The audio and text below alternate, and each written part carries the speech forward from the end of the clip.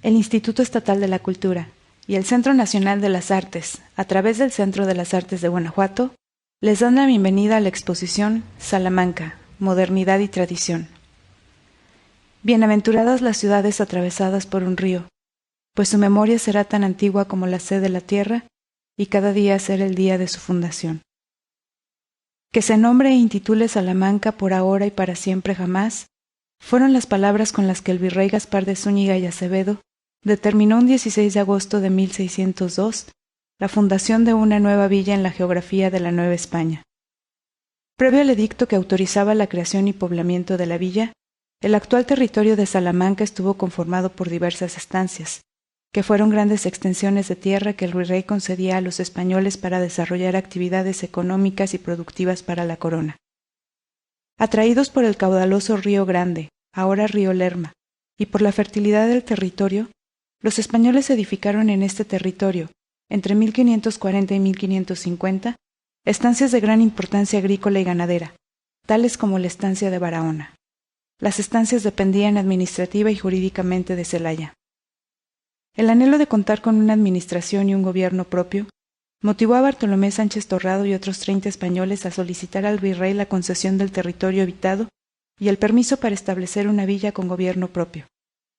El proceso de autorización de la fundación de la villa de Salamanca fue un periodo menor a un año, pues no fue extraño que en esa época los permisos de fundar villas y poblar el territorio formaran parte de una política de gobierno que buscaba hacer habitable y poblar lo más pronto posible el territorio chichimeca que con tanta dificultad había sido ganado. El virrey Gaspar de Zúñiga y Acevedo, procedente de Salamanca, España, concede a Bartolomé Sánchez Torrado la autorización de fundar la villa, otorgándoles más de 45 hectáreas a cada uno de los solicitantes para dar comienzo a las actividades económicas.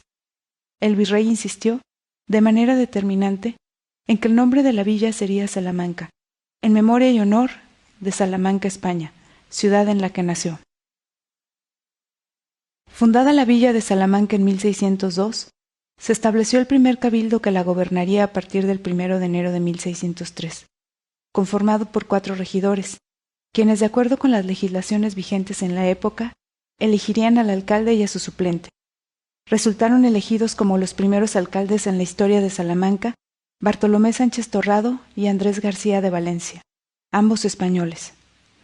Con gobierno y territorio propios, los fundadores de Salamanca tendrían que cumplir con responsabilidades hacia el gobierno de la Nueva España, tales como el pago de impuestos, el compromiso de la evangelización, y entre las condiciones para ser propietarios de los terrenos concedidos por el virrey, se encontraban que cada habitante debía edificar una casa y habitar en ella por lo menos durante 10 años ininterrumpidamente, y sin ausentarse de ella por más de 4 meses seguidos, toda vez que el cabildo otorgara el permiso.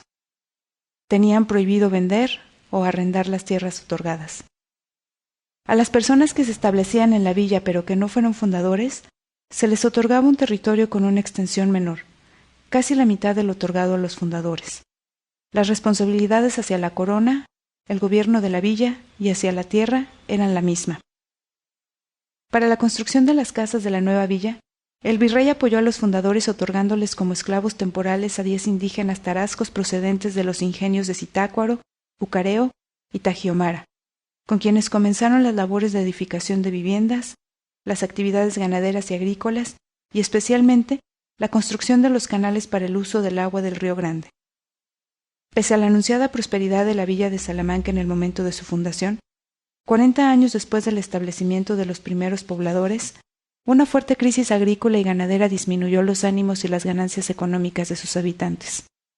La primera migración de Salamanca hacia otros territorios sucedió hacia la década de 1640, cuando varios de los primeros habitantes comenzaron a mudarse al actual Valle de Santiago, que prometía un mejor desarrollo agrícola debido a la fertilidad de sus tierras. Cuando los españoles comenzaron a migrar a otras villas, los indígenas, organizados, comenzaron a fundar pueblos de indios y congregaciones dentro del territorio salmantino. El proceso de adaptación de los indígenas tarascos y el arraigo a las tierras salmantinas fue notoriamente mayor que el de los españoles. Así, los indios tarascos se organizaban para fundar la congregación de San Juan de los Cántaros, convirtiéndose en la primera congregación indígena en Salamanca. En aquella época, una congregación resultaba geográficamente similar a las actuales zonas conurbadas o las rancherías, sin embargo, con autonomía en su gobernanza. Las migraciones, tanto de españoles, indígenas y mestizos o mexicanos, unidas a los permisos otorgados por el Cabildo para establecer estancias temporales con la finalidad de explotación de la tierra, motivó a que algunos españoles se establecieran en territorios salmantinos, trayendo consigo a numerosos grupos de indígenas otomís para apoyarles en los trabajos más arduos. Con el paso de los años y la migración de los españoles, los otomís que llegaron desde Jilotepec para trabajar la tierra se organizaron de tal forma que en 1655 fundaron un pueblo de indios en Salamanca, llamado Santa María de Nativitas. Como en la actualidad, los indígenas otomís mostraron su extraordinaria capacidad de organización en lo social, base fundamental para el funcionamiento de la economía y el comercio. Organizados, trabajadores y desde hacía cientos de años poseedores del don de la negociación, los otomís consiguieron que el 12 de octubre de 1655 el virrey de Alburquerque les concediera la fundación del primer pueblo de indios en Salamanca, otorgándoles para el desarrollo de sus actividades los territorios que el pasado virrey les había otorgado a los españoles. Santa María de Nativitas se conformó como un pueblo de indios con mayor cantidad de habitantes que la villa de Salamanca. Tuvieron gobierno y gobernante propio, administración y leyes propias, siempre autorizadas por el virrey. La congregación de San Juan y el pueblo de indios de Santa María de Nativitas, tarascos y otomís, trabajaron arduamente para superar la crisis agrícola y ganadera de la época. Para 1754 la población en Salamanca, con sus congregaciones y pueblos de indios, era de 1052 personas, en su mayoría indígenas otomís. La prosperidad había regresado a la villa, y con ello el establecimiento de otros grupos de pobladores que llegaron en busca del trabajo, como los nahuas, los negros y los mulatos. A lo largo del siglo XVII, Salamanca había dejado de ser ganadera y se fue transformando predominantemente agrícola, aunque también prosiguió la cría de ganado en todas las especies, vacuno, ovejas, cabras y cría de caballos y mulas.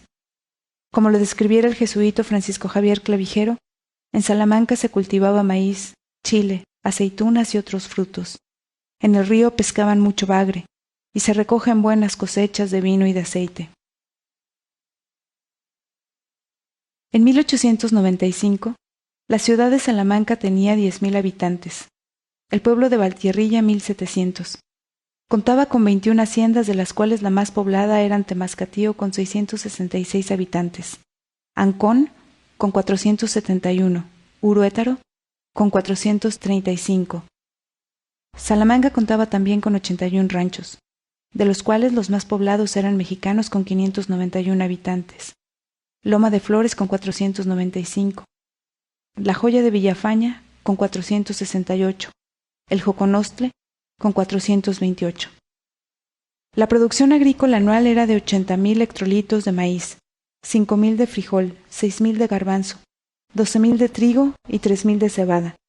Se cultivaban en Salamanca árboles frutales que producían grandes cantidades de chirimoya, limas y guayabas.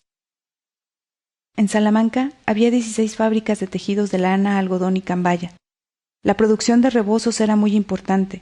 Se contaba también con 2 talabarterías, 7 tenerías, 50 alfarerías, una fábrica de pólvora, 11 fábricas de aguardiente y 4 fábricas de fideo.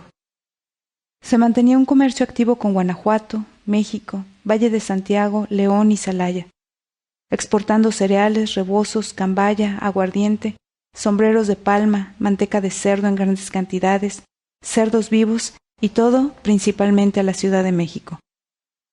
En el comercio de Salamanca había platerías, carrocerías, máquinas para la agricultura, mercerías, librerías, litografías, cristalerías, cajones de ropa, construcción y reparación de máquinas, carnicerías, talleres de madera, tenerías, fábricas de papel, de chocolate, molinos de trigo, sastrerías, boticas, mueblerías, papelerías, relojerías y joyerías.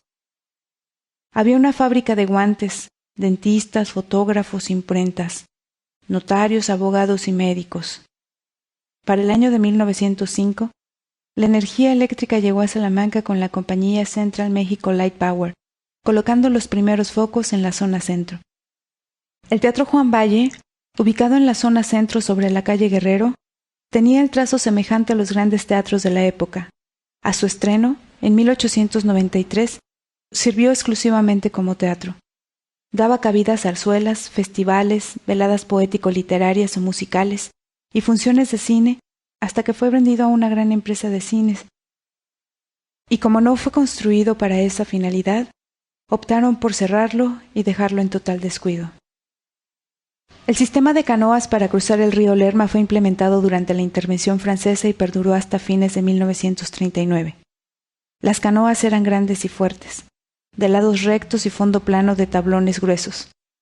Medían entre 5 y 6 metros de largo por 2,5 de ancho.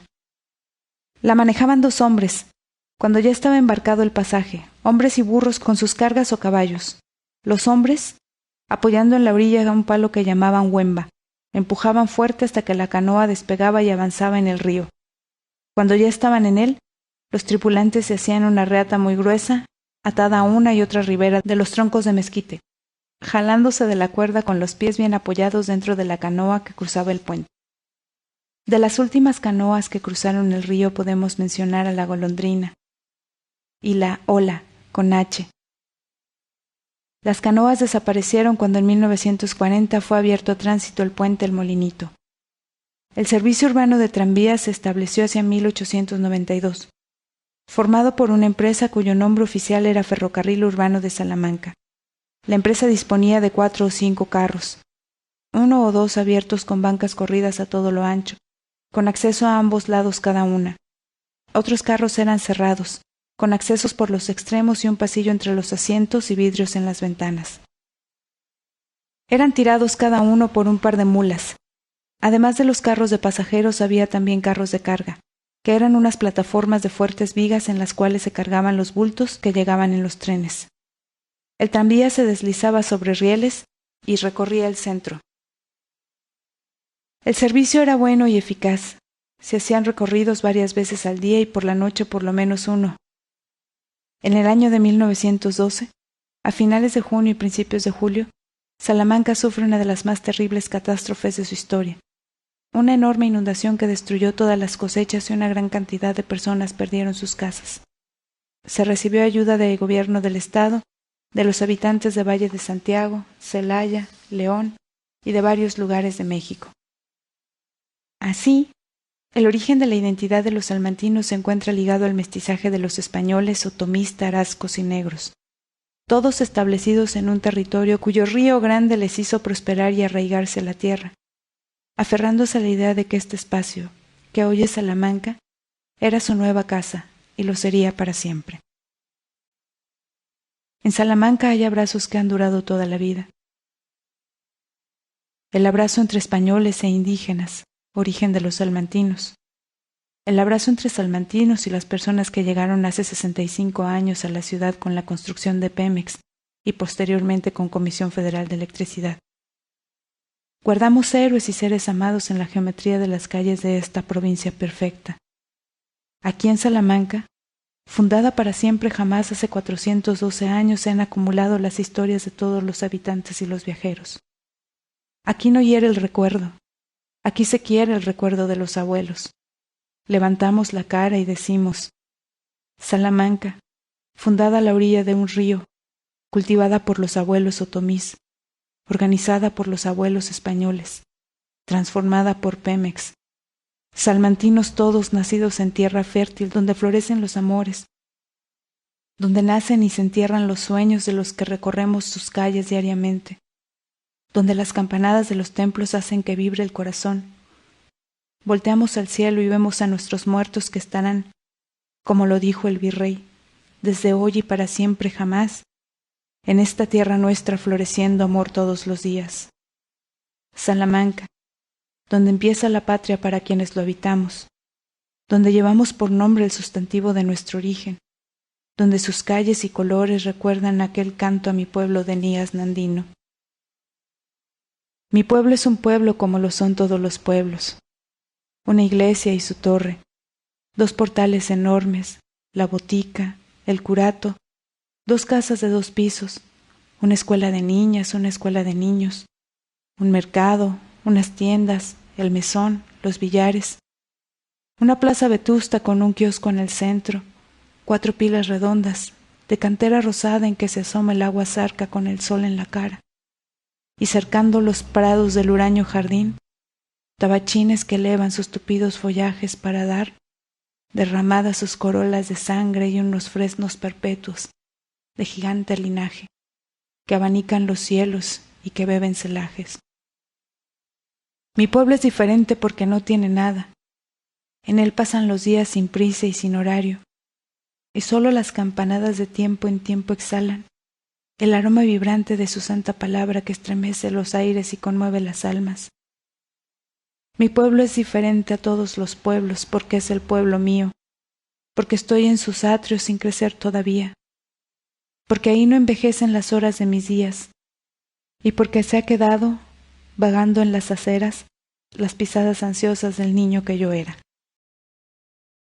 Salamanca, hoy es mejor.